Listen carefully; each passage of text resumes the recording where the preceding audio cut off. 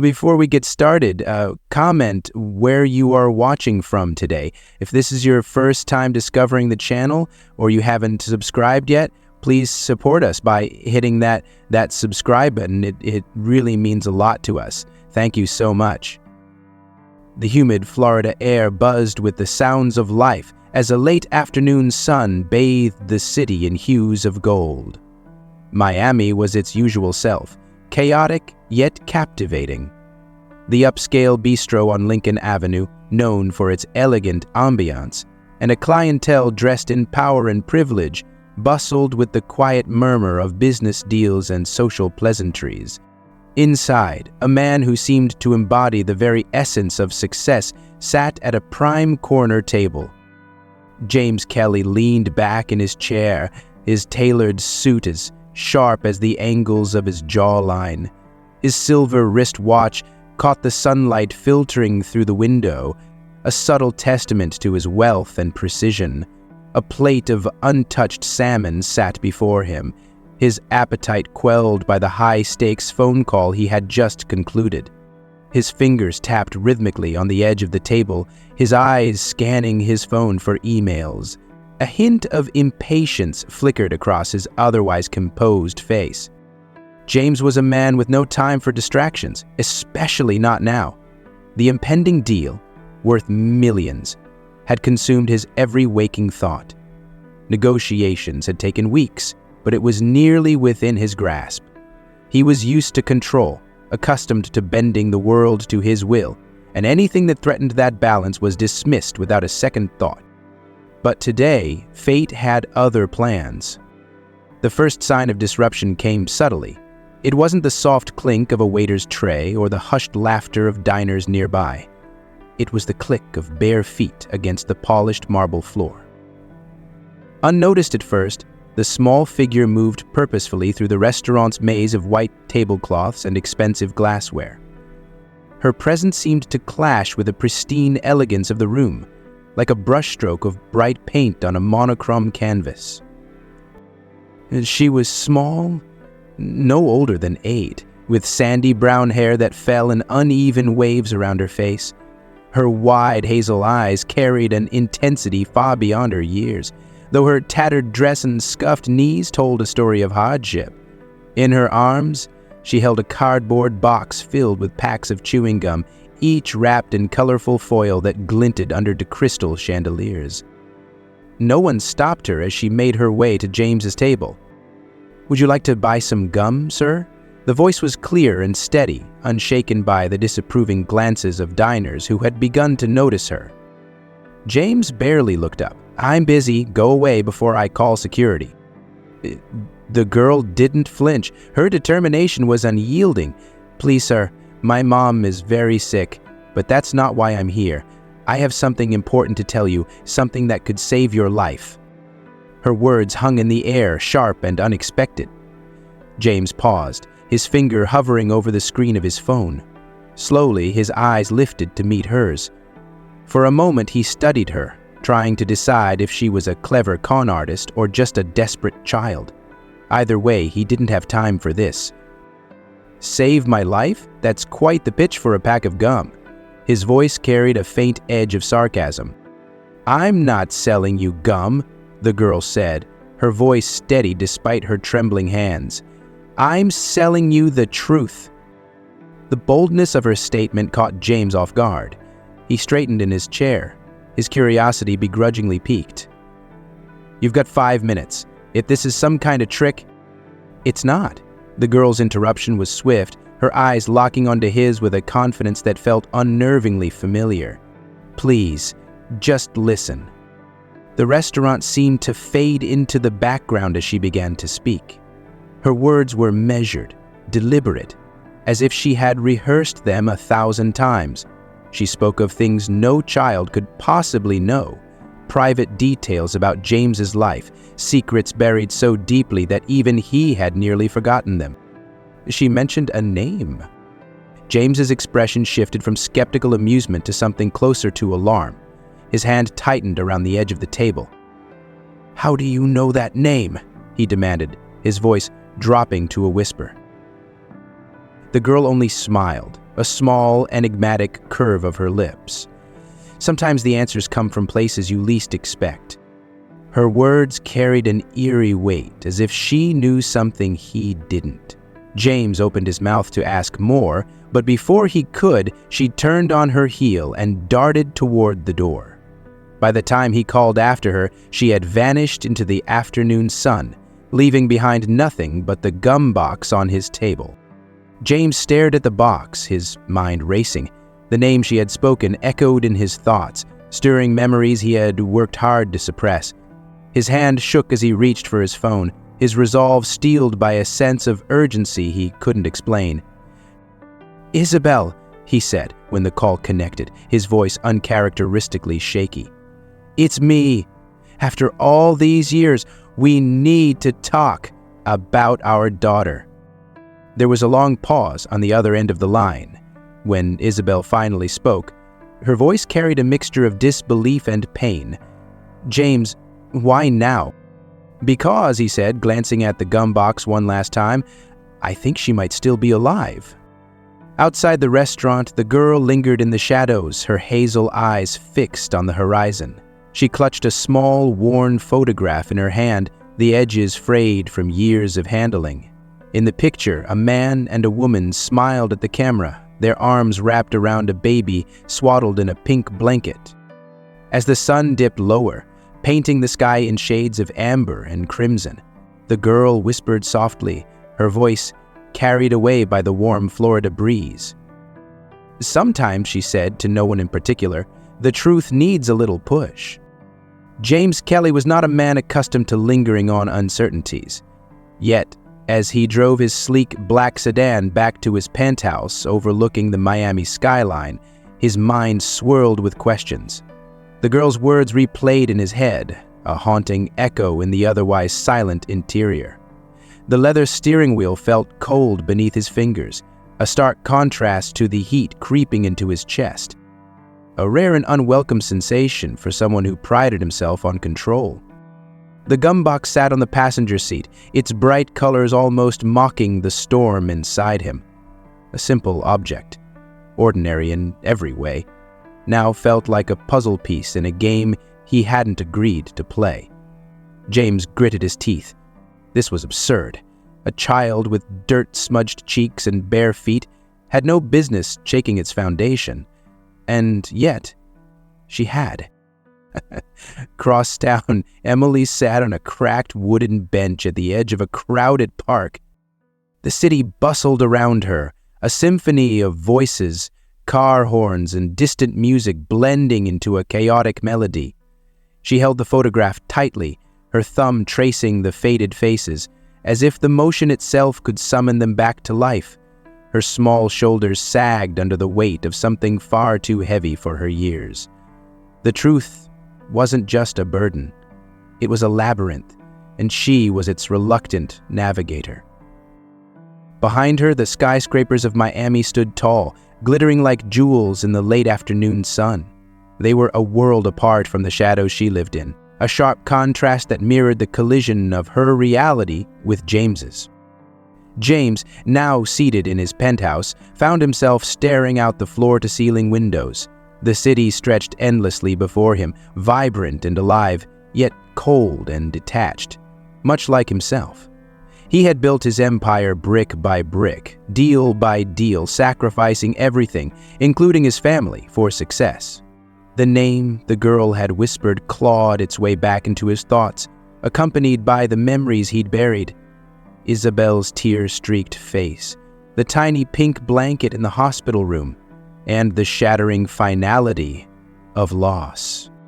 He clenched his fists, the gumbox still sitting on his desk, as though daring him to confront the impossible. "This is madness," he muttered, his voice hollow in the vastness of the room. But madness, he realized, was the only explanation that made sense.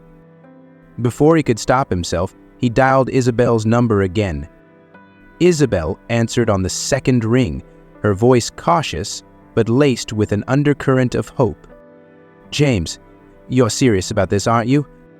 "I don't know what to believe," he admitted, his tone uncharacteristically raw. but I can't ignore it. The girl, Emily, she knew things she couldn't possibly know. Emily? Isabel's voice faltered. Who is she? James paused, searching for the right words. I don't know, but she found me, Isabel, and she said something that's impossible to ignore. She said our daughter might still be alive.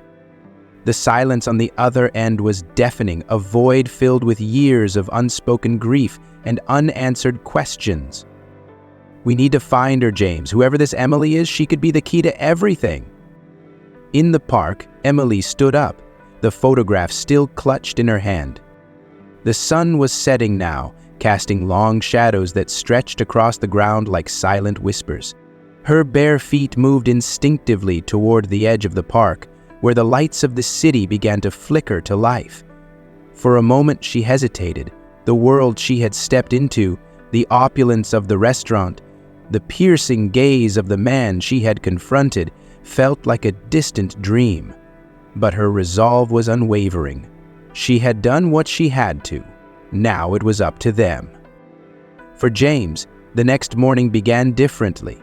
The usual rhythm of emails and phone calls felt hollow, overshadowed by the weight of a truth he could no longer ignore. He drove aimlessly for hours, his destination unclear, until his car seemed to take on a will of its own, guiding him back to where it had all begun. The restaurant, the girl, the confrontation. When he arrived, the maitre d' looked puzzled as James asked almost desperately about a young girl selling gum.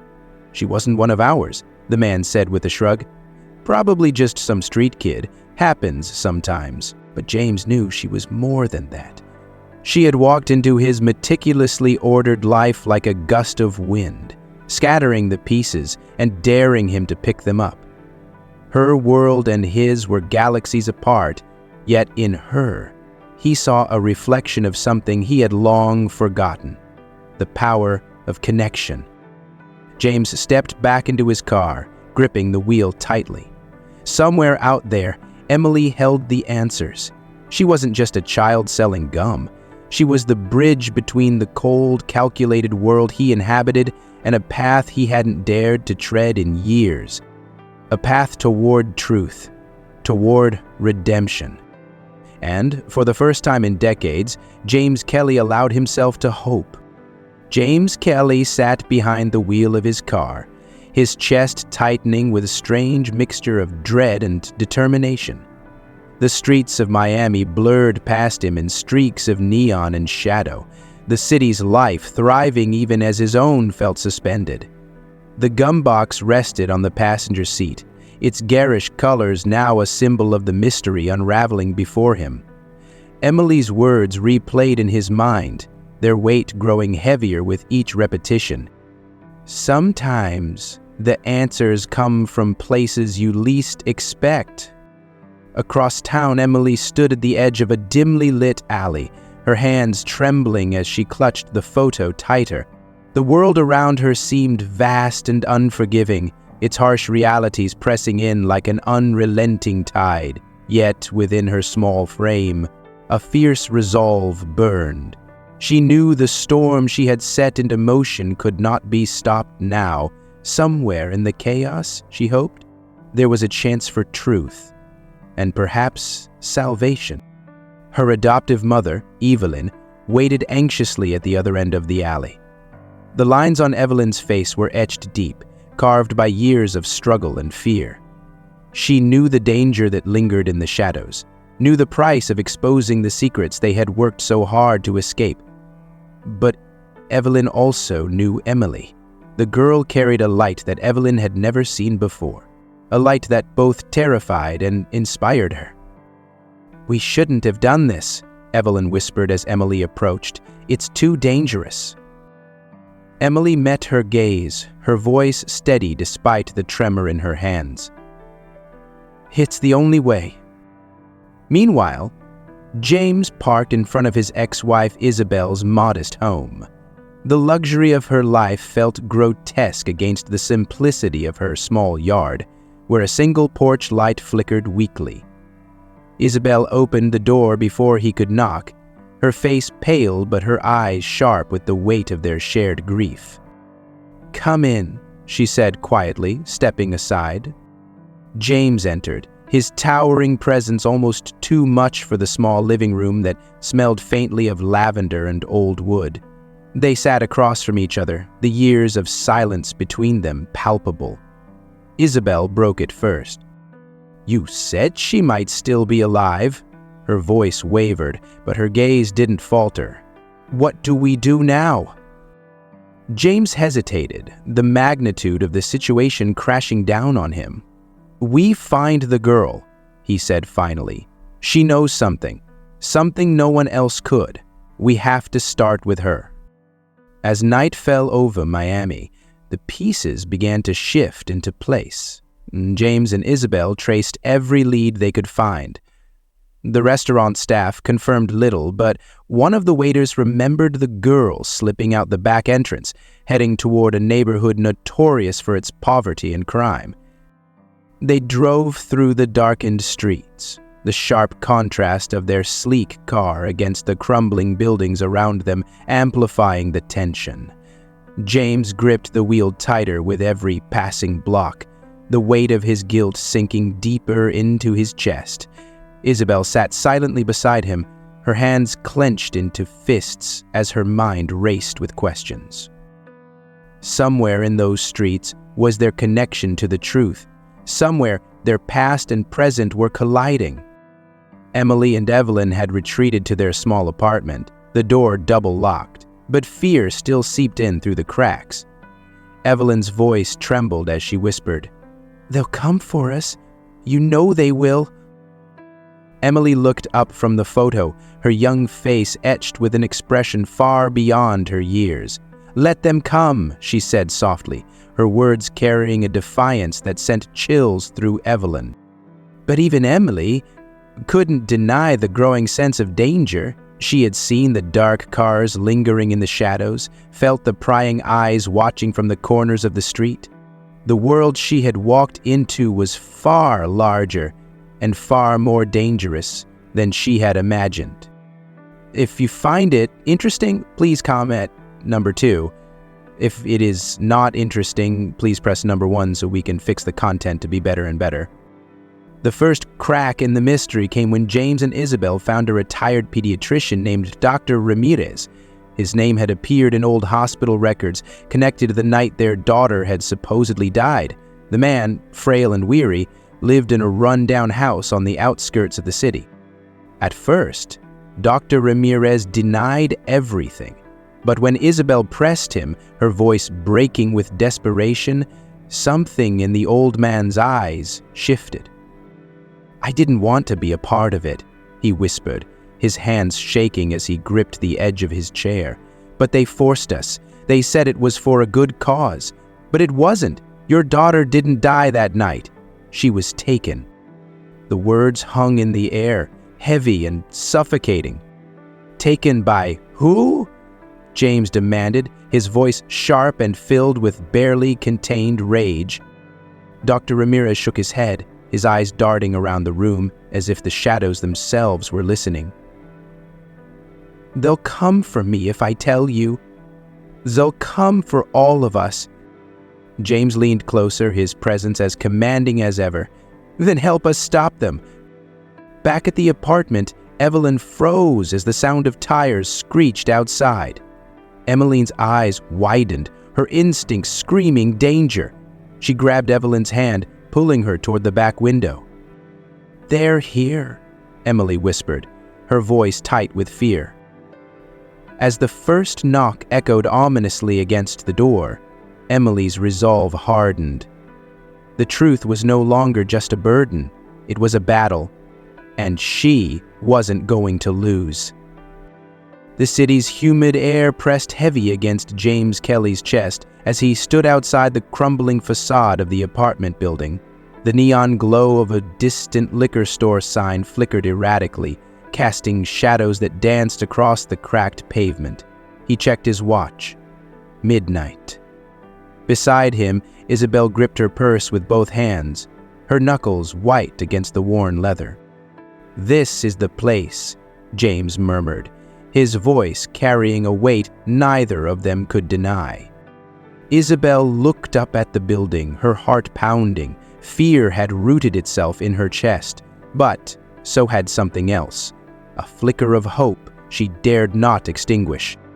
Inside the apartment, Emily and Evelyn crouched by the back window. The knocking at the front door grew louder, more insistent, each thud reverberating like a countdown to something inevitable. Evelyn's breathing was shallow, her panic palpable. "They're ready for you," Evelyn whispered hoarsely. "We should have left sooner." Emily shook her head, her small hand gripping Evelyn's arm with surprising strength. "No, we can't run forever." Her voice, steady and calm, carried a strange maturity that seemed to silence the chaos around them. "This is where it ends." James and Isabel climbed the rickety staircase, their footsteps echoing against the peeling walls. Every step felt heavier than the last, each one bringing them closer to a truth they weren't sure they were ready to face. As they reached the door, they heard muffled voices inside, voices that seemed to tremble with both fear and defiance. James raised his hand to knock, but before he could, a loud crash from inside sent adrenaline surging through him. Without hesitation, he shoved the door open. The room they entered was small and dimly lit, cluttered with the remnants of a life lived on the margins. Emily stood in the center, her back straight and her gaze unwavering. Evelyn clung to her shoulder, her face pale with terror. In the doorway, James froze, the girl's hazel eyes burning with a mix of defiance and vulnerability locked on his. "You," James said, his voice faltering. "Emily." Emily's lips pressed into a thin line, but her eyes didn't waver. Isabel stepped forward, her voice trembling. "It's you, isn't it? The girl from the restaurant?" Before Emily could answer, the sound of heavy boots echoed in the hallway. The door frame shook as a shadowed figure appeared, a man with cold eyes and a predatory smirk. Behind him, two others loomed, their presence suffocating the room. "Wow, isn't this a cozy little reunion?" the man sneered. His voice was slick, like oil on water, and sent a shiver through everyone in the room. Emily instinctively stepped in front of Evelyn, her small frame a fragile shield.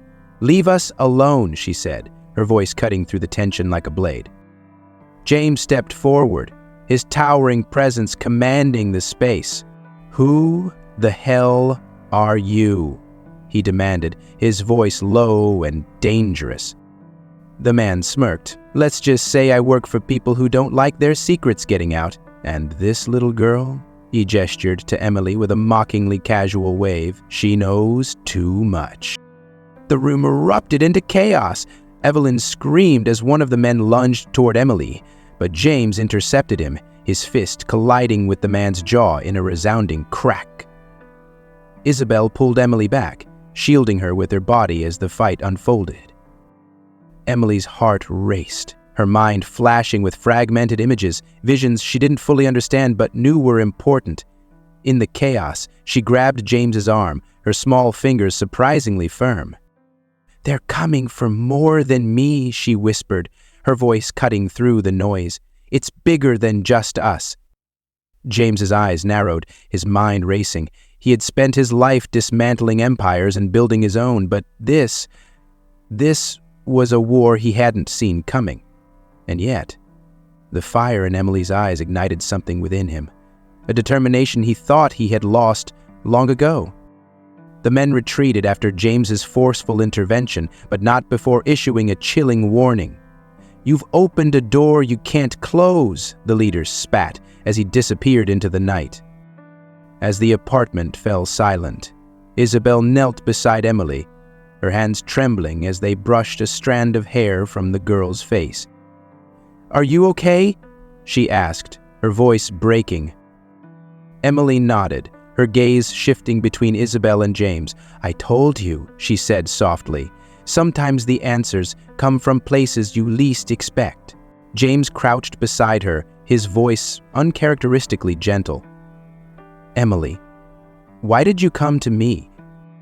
Emily hesitated, her young face shadowed by a complexity far beyond her years. "Because I needed you to see, to remember, you and her," she said, glancing at Isabel. "You're my only chance." The words hung in the air like an unspoken truth finally given life. James's heart twisted, a raw ache he hadn't felt in years threatening to consume him. Isabel's breath hitched as realization dawned, tears streaming silently down her face. "You're our daughter," Isabel whispered, her voice breaking on the words. Emily didn't answer. She didn't need to. The weight of her silence said everything. In that moment, the lines between their worlds blurred. The cold, calculated existence James had built collided with the fragile but unyielding strength of the girl before him, and as they sat together in the dim light of the tiny apartment, the pieces of their fractured lives began to knit together. For James, the battle had only just begun, but for the first time, he wasn't fighting alone. The phone rang in the middle of the night, shattering the fragile stillness of Isabel's modest living room. The old landline buzzed with an unnatural intensity, like the prelude to a storm. James, sitting on the worn couch with his elbows resting on his knees, reached for the receiver. His hand paused mid-air, his instincts warning him this call would bring no good. "Hello?" His voice was steady, but the air around him felt taut, as if the very walls were holding their breath. On the other end, a low, menacing chuckle echoed, followed by a voice, slick with malice. "Ha ha, Mr. Kelly, you've been busy. I'd advise you to stop playing detective before you lose more than your precious time." James's grip tightened on the receiver, his knuckles whitening. "Who is this?" The voice ignored his question, continuing with calculated precision. "Emily is not your salvation. She's your undoing. Walk away, or you'll regret it." The line went dead, but the weight of the words lingered, thick and suffocating like smoke in a closed room. James set the receiver down, his heart pounding against his ribs. Isabel looked at him, her face pale, but her eyes burning with fear and determination. "Was it them?" she asked, her voice a fragile thread of sound. James nodded. "They know we're looking, and they won't stop." The next morning, the air was heavy with an oppressive heat that seemed to mirror the tension hanging over the small apartment. Emily sat cross-legged on the floor, her small hands clutching the gum box that had started it all. Her hazel eyes were distant, fixed on something far beyond the room. "You're the key," James said quietly, breaking the silence. His words weren't a question. They were a truth that hung between them, undeniable and immovable. Emily looked up, her gaze steady despite the danger pressing in around them. "I'm just a girl," she said softly, "but I know things they don't want you to know. That's why they're afraid of me." "Afraid?" Isabel's voice was sharp, edged with anger. "They're trying to kill you." Emily didn't flinch. "That's what people do when they can't control the truth." The tension snapped like a whip later that evening when headlights swept across the windows.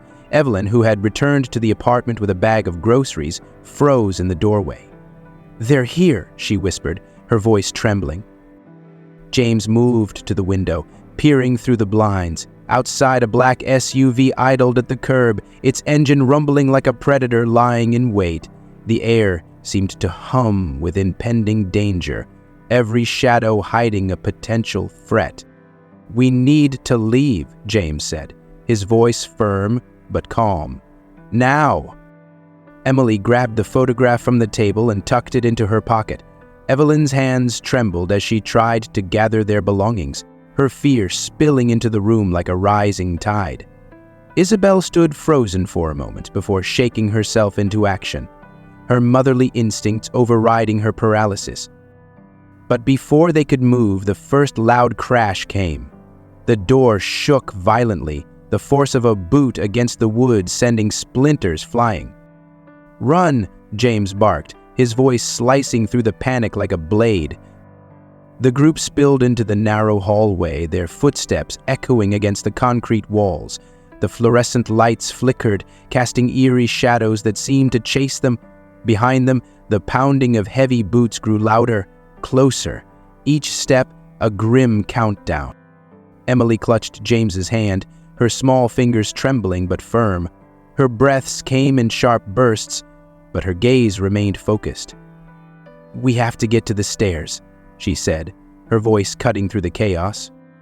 From behind, a voice snarled, "You can't run forever." James glanced back, his jaw tightening as he saw Scott, the man from the apartment, emerge from the stairwell below, his eyes cold and calculating. Two red laser sights danced across the walls, one of them landing squarely on James's chest. "Keep moving!" James roared, shoving Isabel and Evelyn ahead of him as he shielded Emily with his body. The sound of a gunshot rang out, sharp and deafening. It echoed through the corridor, the sound a grim symphony of danger and desperation. The bullet missed, ricocheting off the wall, but its message was clear. They were being hunted. The chase spilled into the parking garage, where the fluorescent lights buzzed overhead like trapped insects. The cool concrete space smelled of oil and exhaust, its usual stillness shattered by the clatter of footsteps and the shouts of their pursuers. James spotted an exit sign glowing faintly at the far end, a beacon of fragile hope. "Almost there," he muttered, pushing Emily ahead of him, but Scott's voice rang out behind them, chilling in its precision. "You're out of time, Kelly. Hand over the girl." And James turned, his eyes blazing with fury. "You'll have to go through me first." Scott smirked, raising his weapon, but before he could pull the trigger, a blaring police siren cut through the tension. The sudden sound was like a lifeline, snapping their attackers' focus. Flashing blue and red lights flooded the garage as officers poured in, their shouts commanding and authoritative. Scott hesitated, his calculated demeanor faltering for the first time. He barked orders to his men, but it was too late. The police closed in, forcing the attackers to retreat into the shadows. As the chaos subsided, James knelt beside Emily, his hands shaking as he cupped her face. "Are you okay?" he asked, his voice rough with emotion. Emily nodded, her eyes shimmering with unshed tears. "We're not done yet," she whispered, her voice steady despite the fear that lingered in the air. James looked at her, his heart pounding with a mixture of relief and determination. "No," he said, his voice resolute. "We're just getting started." The night was thick with tension, the kind that felt alive, crawling across the skin like an unseen predator. The safe house on the outskirts of Miami was shrouded in darkness, its lone exterior light flickering weakly as if hesitant to confront the danger encroaching on its walls. Inside, the air was heavy with anticipation, every breath drawn as though it might be the last. James Kelly stood at the center of the room, his broad shoulders taut, his fists clenched at his sides. He was a man who had always relied on control, but tonight control was slipping through his fingers like grains of sand. Emily, the key to everything, stood beside him, her small figure a paradox of fragility and defiance. Isabel and Evelyn hovered nearby, their faces pale but determined. There was no turning back. From outside, the sound of tires screeching to a halt pierced the silence. James moved to the window, his sharp eyes scanning the dimly lit driveway. 3 black SUVs had pulled up, their engines rumbling like a growl from the depths of some menacing beast. Figures in dark suits spilled out, their movements swift and purposeful. Among them, Scott emerged, his cold gaze fixed on the house, his lips curling into a cruel smirk. "They're here," James said, his voice a low rumble. It wasn't fear that gripped him. It was something colder, sharper, the resolve of a man who had nothing left to lose. "They won't stop," Emily said softly, her hazel eyes locked on James. Her voice was calm, yet it carried the weight of a storm brewing just beneath the surface. "But you can stop them." James crouched to her level, his hands gripping her shoulders gently but firmly. "Emily," he said, his voice breaking for the first time, "you're just a child. I can't let them hurt you." Emily placed her tiny hand over his.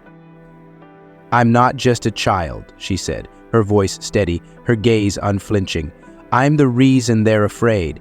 And sometimes—" She paused, her voice softening, like a whisper carried by the wind. "The smallest key can open the biggest door."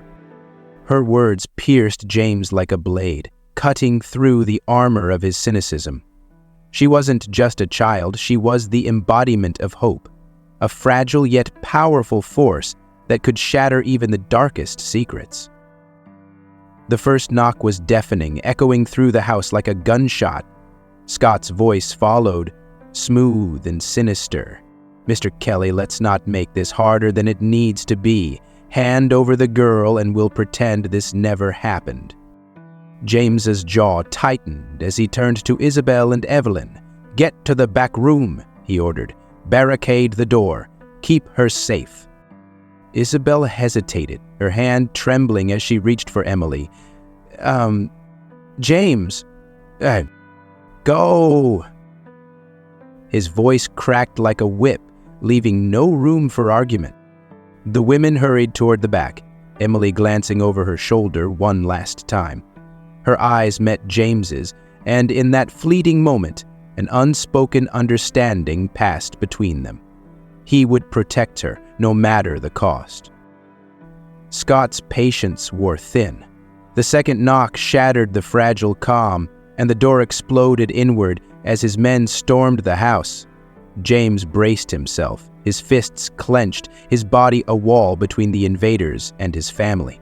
The first man lunged, his movements calculated and swift, but James met him with a fury that surprised even himself. The sound of fists colliding with flesh filled the air, a brutal symphony of desperation and defiance. Scott entered the fray, his cold eyes narrowing as he pulled a sleek pistol from his holster. "You're wasting time, Kelly," he sneered, aiming the weapon with precision. "This isn't your fight." James turned, blood streaking his face, his chest heaving. "It's always been my fight," he growled, his voice carrying the weight of years of regret and a newfound purpose. The room seemed to hold its breath as Scott's finger tightened on the trigger, but before he could fire, a sound from behind froze him in place. Emily stepped into the doorway, her small frame illuminated by the weak glow of the hallway light. In her hands, she held the photograph, the tattered picture of her birth parents, James and Isabel, cradling her as an infant. "This is my family," she said, her voice ringing out like a bell in the chaos, "and you can't take that away from me." Scott's smirk faltered, replaced by a flicker of doubt. For the first time, the predator seemed unsure, his gaze darting between the girl and James. "You're just a child," Scott said, his voice tinged with something almost like fear. Emily took a step forward, her eyes blazing with an intensity that belied her age. "I'm the truth," she said. "And the truth doesn't die." The sound of sirens erupted in the distance, growing louder with each passing second. Scott cursed under his breath, his men retreating toward the SUVs as the unmistakable flash of police lights filled the driveway. James moved to Emily's side, his arm wrapping protectively around her. Isabel and Evelyn emerged from the back room, their faces etched with relief and disbelief. As the police stormed the property, Scott was apprehended, his weapon clattering to the floor. The chaos began to settle, the air clearing as the oppressive weight lifted. In the quiet that followed, James knelt before Emily, his hands trembling as he cupped her face. "You saved us," he said, his voice raw with emotion. Emily smiled faintly, her eyes shining. "No," she whispered. "We saved each other." The room fell silent, but the echoes of their battle lingered, a reminder that even in the darkest moments, the light of truth could pierce through, bringing with it the promise of a new beginning. The sun rose over Miami, painting the city in soft hues of gold and amber, as if nature itself had decided to bless the new beginning. The safe house was quiet now. The echoes of the chaos from the night before long faded. Inside, the air felt different, not heavy with fear, but light with the promise of healing.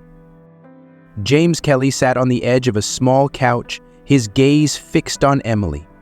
She was curled up in an oversized armchair, the photograph resting on her lap.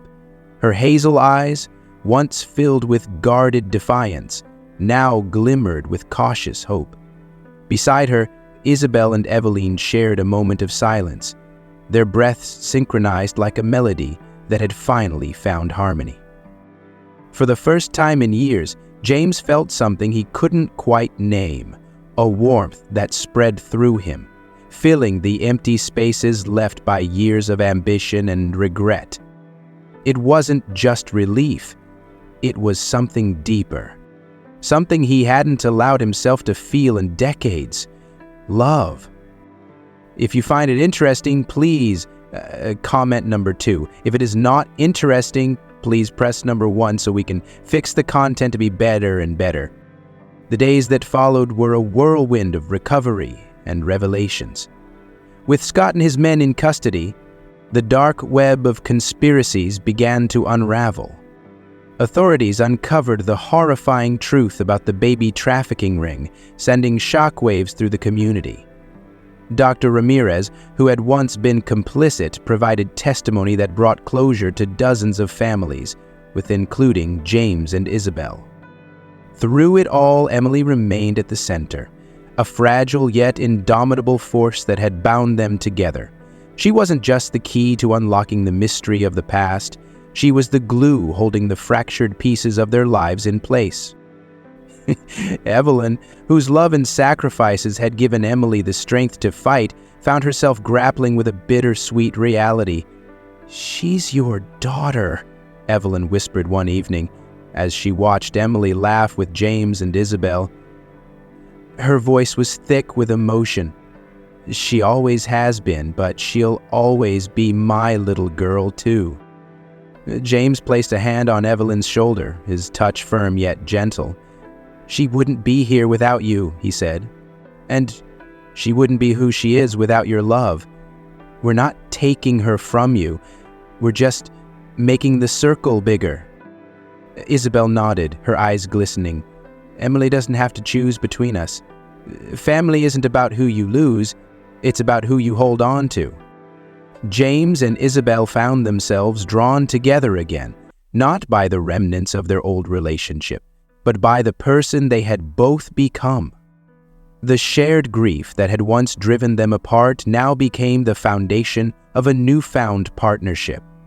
They worked together to create a safe and nurturing environment for Emily, rediscovering the joy of parenting as they built a future none of them had dared to imagine. For Isabel, it was a chance to reclaim the part of herself she thought she had lost. For James, it was an opportunity to rewrite the narrative of his life, no longer driven by ambition but by love and purpose. Emily, meanwhile, thrived in the warmth of her expanded family. Her sharp wit and quiet wisdom brought them closer with every passing day. She seemed to carry an innate understanding of the fragility of life, cherishing even the smallest moments, a laugh, a hug, a shared meal, as if they were treasures to be guarded. As the months turned into years, Emily's unusual gift, her ability to see truths others couldn't, became a beacon of hope for more than just her family. She began using her insights to help others, From reuniting lost loved ones to solving lingering mysteries in her community, her work was quiet and unassuming, but its impact was profound. One day, she sat with James on the back porch of their new home, a modest but welcoming house nestled on the outskirts of the city. The sky was painted in shades of pink and orange, and the air was filled with the sound of cicadas. "Do you ever regret it?" Emily asked, her voice soft as she gazed out at the horizon. "Regret what?" James replied, his tone equally quiet. "Everything you gave up. The deals, the power, the control." James smiled, a small genuine curve of his lips. "I thought those things made me who I was," he said. "But I was wrong. It wasn't until I found you that I realized what I was really missing." Emily leaned against him, her small frame warm against his side. "Sometimes the biggest doors are locked for a reason," she said, echoing the words she had once spoken to him. "Maybe you just needed the right key." Evelyn continued to be a constant presence in Emily's life, her relationship with James and Isabel evolving into one of mutual respect and deep gratitude.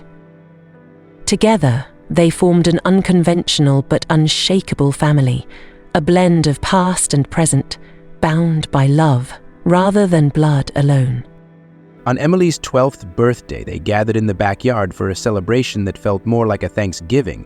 The table was laden with food, the air filled with laughter and the occasional squeal of delight as Emily unwrapped her gifts.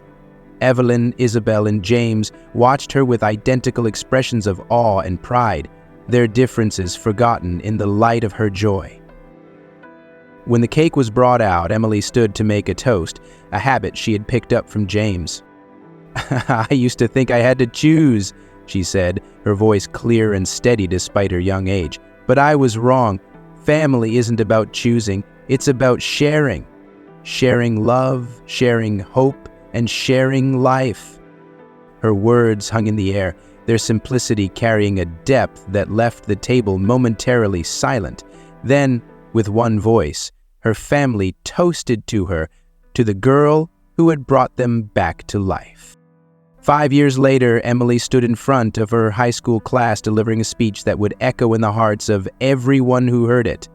She spoke not of her past, but of the lessons it had taught her. The strength of love, the courage to forgive, and the power of truth. "My family taught me that life isn't about the pieces you lose," she said, her voice steady and confident. "It's about the ones you find, the ones you hold on to, and the ones you build." In the audience, James, Isabel, and Evelyn sat side by side, their faces glowing with pride. They had come so far from the broken people they once were, finding not just healing, but a reason to hope again. And as they watched Emily step into her future, they knew the journey had been worth every moment. In the end, the past didn't define them, it shaped them. And in that shaping, they had found the greatest treasure of all, each other.